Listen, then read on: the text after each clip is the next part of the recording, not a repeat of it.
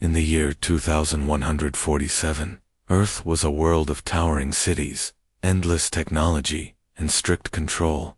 The Council, a group of powerful leaders, ruled every part of life. They believed humanity's place was on Earth, and they worked hard to keep it. That way, people followed their rules, without question, too afraid to think about anything else. But not everyone agreed.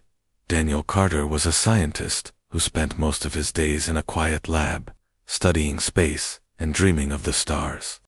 He didn't like how the Council treated people or how they refused to explore beyond Earth. To him, staying on one planet felt like being trapped in a cage. One day, Daniel had an idea so bold that it could change everything. He wanted to build a machine that could open a doorway to faraway places in space, called a wormhole. With this machine, humans could leave Earth and find new worlds to live on. Daniel knew he couldn't do this alone. He shared his plan with Emily Dawson, a kind but thoughtful member of the Council. Unlike the others, Emily often wondered if the Council's rules were too strict. She listened carefully as Daniel explained his vision. At first, she hesitated. The Council would never approve such a risky project. But deep down, she felt excited by the possibility of something greater. Together, Daniel and Emily began working. In secret, they gathered a small team of trusted friends to help. Laura Bennett, a smart physicist, joined them because she loved solving difficult problems. Jake Thompson, an engineer, dreamed of building spaceships since he was a child. And then there was Mia Harper, a biologist who studied how life could grow in strange environments. Each person brought something important to the team. Their work wasn't easy. The Council kept sending inspectors to check for anything unusual. Every time someone came, the team had to hide their equipment and pretend they were doing ordinary research. It was stressful, but they stayed determined. Late at night, when the city lights dimmed, they worked on their machine. Slowly, piece by piece, it started to take shape. One evening, while testing the machine, something unexpected happened.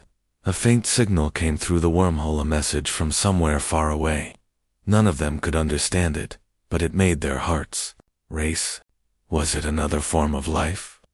Could there really be others out there waiting to meet them?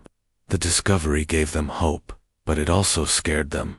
If the Council found out, they might destroy the project before it even began. As the weeks went by, the team grew bolder. They started talking about leaving Earth sooner than planned. They imagined what it would be like to see new stars and breathe fresh air on another planet. But danger lurked closer than they realized. Robert Hayes, one of Daniel's co-workers, didn't share their dream. He thought the whole thing was reckless and dangerous. When he learned about the secret project, he decided to tell the Council. The news reached Rachel Monroe, the chief advisor, quickly. She was furious. How dare anyone challenge the Council's authority? She ordered a raid on the lab, sending soldiers to arrest everyone involved. Daniel barely escaped thanks to Emily, who warned him just in time. As he ran through the dark streets, his mind raced. The Council would stop at nothing to crush their plans. But Daniel refused to give up. Humanity deserved better than a life locked away on Earth. No matter what happened next, he vowed to keep fighting for freedom, for exploration, and for the future. And so, the battle between those who wanted to control and those who longed to break free began. Little did anyone know, this was only the start of something much bigger. After escaping the raid, Daniel Carter found himself in a dark alley, his heart pounding. He clutched a small data chip in his hand, the only copy of their research. The Council had taken everything else, but this tiny piece of technology held the key to their dream.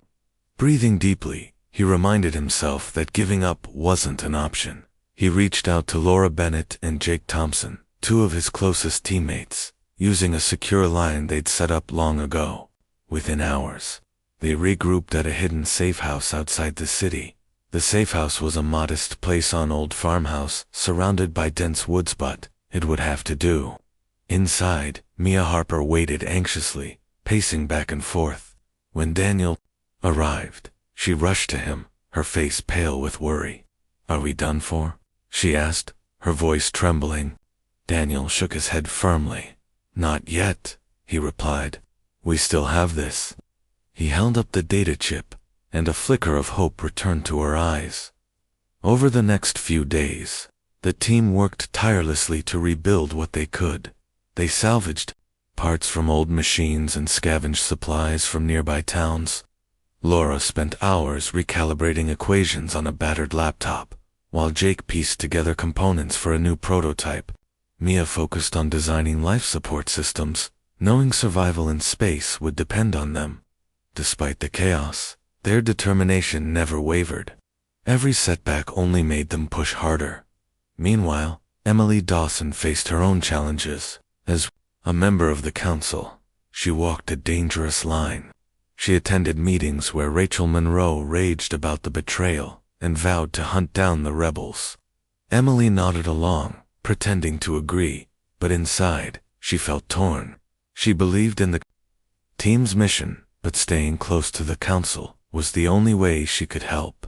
Late at night, she slipped away to meet Daniel, bringing news and resources whenever she could. One evening, as the team gathered around a makeshift table, Daniel shared a bold idea. "We need more people," he said. "If we're going to pull this off, we can't do it alone."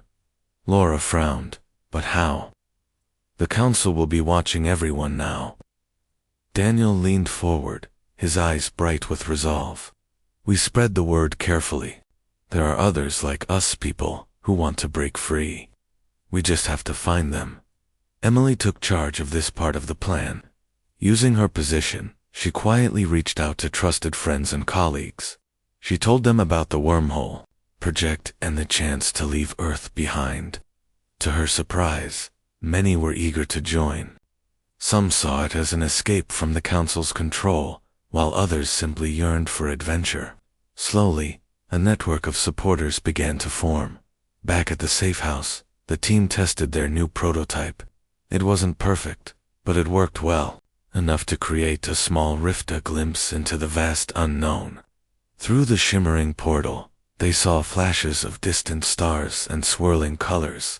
For a moment, they stood in awe, imagining what lay beyond.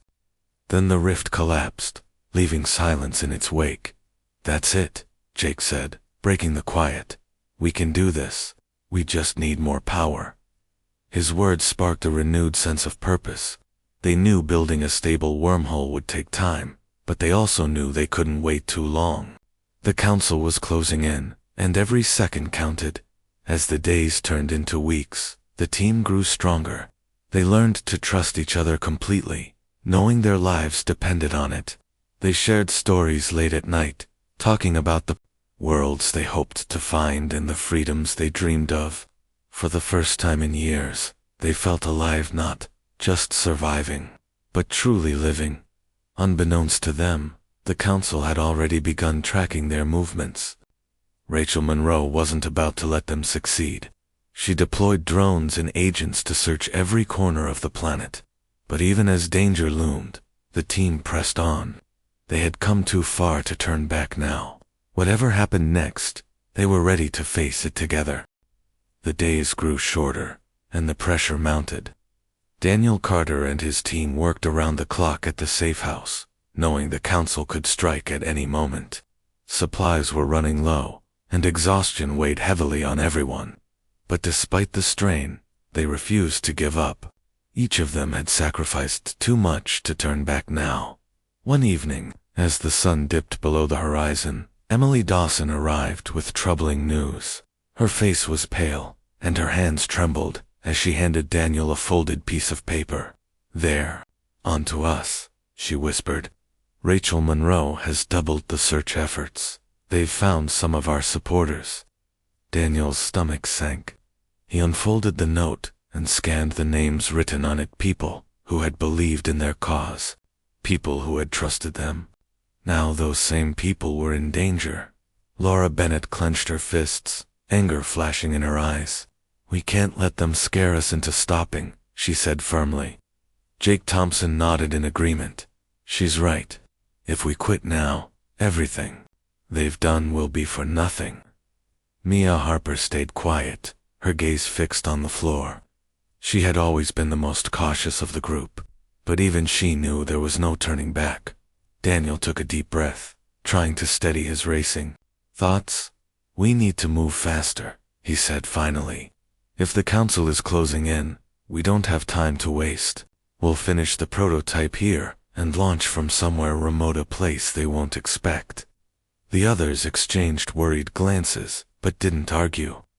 They all knew the risks, and they all understood what was at stake. Over the next few days, the team pushed themselves harder than ever. Laura fine-tuned the calculations, ensuring the wormhole would open correctly. Jake assembled the final pieces of the machine, his hands moving quickly despite his fatigue. Mia prepared emergency kits, packing food, water, and medical supplies. Meanwhile, Emily used her connections to secure transportation and a new location for the launch, a deserted airfield miles away from the city. As they worked, the tension outside grew thicker. Drones buzzed overhead, scanning the area. Soldiers patrolled nearby towns, questioning anyone who seemed suspicious. The team stayed hidden, relying on coded messages and secret routes to avoid detection. Every sound made them jump, every shadow sent their hearts racing. But somehow, they kept going. Finally, the day came to test the completed prototype. The team gathered in the barn behind the safe house, their faces tense with anticipation. Daniel powered up the machine, and a faint hum filled the air.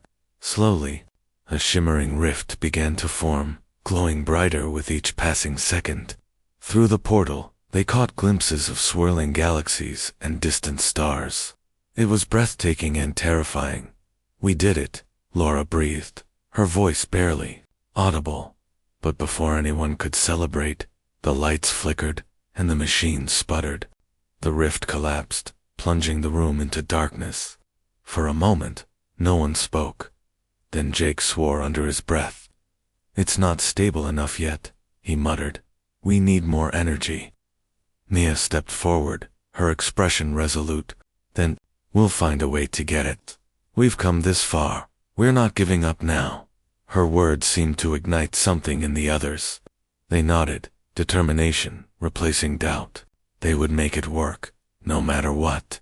That night, as they rested briefly before continuing their efforts, Emily approached Daniel. "I'm scared," she admitted softly. "What if we fail? What if the council stops us?" Daniel looked at her, his eyes steady. "We might fail," he said honestly. "But if we do, we'll know we tried, and maybe that's enough." Emily smiled faintly, drawing strength from his words. Together, they returned to the others, ready to face whatever came next. Outside, the world remained dark and uncertain. But inside the safe house, a spark of hope burned brightly, reminder that even in the face of overwhelming odds, humanity's spirit could not be extinguished. The team knew they were running out of time. The council's forces were closing in, and the unstable prototype wasn't ready for a real launch. But Daniel Carter had an idea, one that was risky, but necessary. "We need to tell people," he said during a late-night meeting at the safe. "Not just a few supporters, but everyone. If enough people believe in this, we can make it happen." Laura Bennett frowned. "Are you sure about this? The council will try to shut us down even harder." Daniel nodded. "I know, but if we stay quiet, we'll lose. We have to trust that there are others who want change as much as we do." Jake Thompson leaned forward, his expression thoughtful. "He's right. People are tired of living like prisoners. Maybe it's time to give them a reason to hope." Emily Dawson agreed to help spread the message. Using her position on the council, she gained access to a secure communication network. Late one night, she recorded a speech, her voice steady, despite the fear gnawing at her. "For too long, we've been told what to think, where to go, and how to live," she began. "But humanity was never meant to stay in one place. We are explorers, dreamers, survivors, and now, we have a chance to leave behind the chains that bind us. She sent the message through hidden channels, knowing it would reach thousands. Within hours, whispers of rebellion spread across the globe. People who had once kept their heads down began to talk openly about freedom. Small groups gathered in secret, sharing stories and making plans. Some volunteered to help build the machine, while others offered supplies or shelter. For the first time in years, the air buzzed with excitement and defiance. The council didn't take long to respond. Rachel Monroe called an emergency meeting, her face red with fury. "This is unacceptable," she shouted, slamming her fist on the table. "We cannot allow these traitors to poison the minds of our citizens." She ordered drones, enforcers, and surveillance teams to track down anyone involved in the growing movement. Posters went up in cities, warning people to stay loyal or face punishment. But the harder the council pushed, the more resistance grew. At the safe house, the team worked tirelessly to prepare for the next step. With help from new volunteers, they built additional parts for the machine and tested energy sources to stabilize the wormhole. Laura spent hours adjusting the calculations, while Jake tinkered with the generator, trying to boost its power. Mia focused on preparing cryogenic pods and medical kits. Knowing survival in space would depend on careful planning. One evening, as the team reviewed their progress, Daniel turned to Emily. "You've done more than I ever could have asked," he said softly. "But staying here is too dangerous for you. If the council finds out..." Emily interrupted him, shaking her head. "I'm not leaving," she said firmly.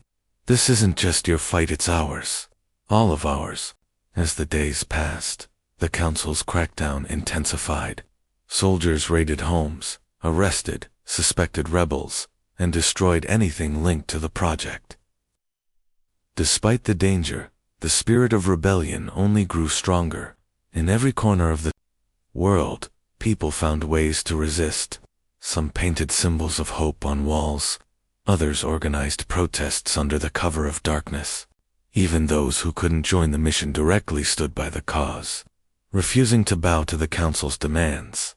Finally, the team received word of a breakthrough. A group of engineers in Europe had developed a high-energy battery capable of powering the wormhole generator. It was smuggled to the safe house in the dead of night, wrapped in layers of protective material. When Jake installed it into the machine, the hum grew louder, steadier. For the first time, the rift stayed open for nearly a full minute before collapsing. "We're close," Laura said, her eyes shining with determination. "So close." The others nodded, exhaustion giving way to renewed hope. They still had challenges ahead, finding a safe launch site, evading the council's forces, and ensuring the machine could sustain the journey, but they could feel the finish line within reach. Outside, the world bristled with tension. The council tightened its grip, but cracks were beginning to show. More and more people joined the cause, united by the dream of a better future. And though the road ahead was uncertain, one thing was clear: humanity was no longer content to stay trapped. The stars were calling, and nothing, not even the council, could silence their song. The final pieces of the plan were falling into place, but the tension in the air was palpable. Daniel Carter and his team had chosen an old, abandoned airfield as their launch site, a remote location, far from prying eyes. It wasn't perfect, but it would have to do. Every second counted now. The council's forces were getting closer, and they couldn't afford any mistakes. Laura Bennett worked tirelessly on the calculations, double-checking every number to ensure the wormhole would open correctly. "If we get this wrong," she said one night, her voice low but steady, "we won't get a second chance." Jake Thompson nodded, tightening bolts on the generator. His hands moved quickly, even though fatigue weighed heavily on him. "We'll get it right," he replied. "We have to." Mia Harper focused on preparing the Odyssey, the spacecraft that would carry them through the wormhole. It was far from luxurious, just a cramped vessel with enough room for 500 people, but it was sturdy and functional. She checked the cryogenic pods, ensuring they were ready to keep passengers safe during the long journey. Supplies were packed tightly: food, water, medical kits, and tools for building a new life on the other side. Meanwhile, Emily Dawson played a crucial role in rallying support. Her speech had ignited a fire across the globe, and thousands of volunteers stepped forward, eager to join the mission. Some were scientists or engineers, while others simply wanted to be part of something greater than themselves. Each person brought hope and determination to the cause, but not everyone shared their vision. Rumors spread about dissenters who believed leaving Earth was reckless. A few even sided with the Council, reporting suspected rebels in exchange for safety. These betrayals made the team cautious. They implemented strict security measures, using codes and encrypted messages to communicate. Trust became a rare commodity, but within the core group, bonds grew stronger. As the launch date approached, the Council launched a massive crackdown. Drones scoured the skies, searching for signs of activity. Soldiers patrolled towns and cities, arresting anyone suspected of aiding the rebellion. Rachel Monroe appeared on screens worldwide, her tone sharp and unyielding. "This so-called mission is a dangerous fantasy," she declared. "Those involved are traitors to humanity. Turn them in or face the consequences." Despite the threats, the team pressed on. Late one night, under the cover of darkness, volunteers began arriving at the airfield. They came in small groups, carrying whatever supplies they could gather. Some brought technical expertise. Others offered brute strength to help assemble the final components. The sight of so many people working together filled Daniel with a mix of pride and anxiety. Pride because they had inspired such unity, and anxiety because failure would mean disaster for all of them. The night before the launch, the team gathered around a makeshift table, reviewing the plan one last time. Laura pointed to a map of the stars, her finger tracing the path they hoped to take. "Once we pass through the wormhole, we'll need to navigate carefully," she explained. "There's no telling what's waiting on the other side." Jake chimed in, "And if the generator fails mid-journey." He didn't finish the sentence. They all knew what that meant. Emily looked at each of them, her expression soft but resolute. "Whatever happens tomorrow," she said, "we've already changed something. People are waking up. They're realizing they don't have to live in fear anymore." Her words hung in the air, a reminder of why they were doing this, not just for themselves, but for everyone left behind. As dawn broke, the airfield buzzed with activity. Volunteers loaded the last of the supplies onto the Odyssey. Engineers ran final checks on the wormhole generator, its hum growing louder with each passing minute. The rift shimmered faintly, a gateway to the unknown. For a moment, everyone paused, staring at the swirling colors. It was beautiful and terrifying. Daniel took a deep breath, turning to face the crowd.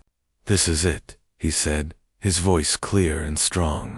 "We've fought hard to get here, and now it's time to take the next step. No matter what happens, remember this: we're choosing freedom. We're choosing hope." Cheers erupted, echoing across the empty field.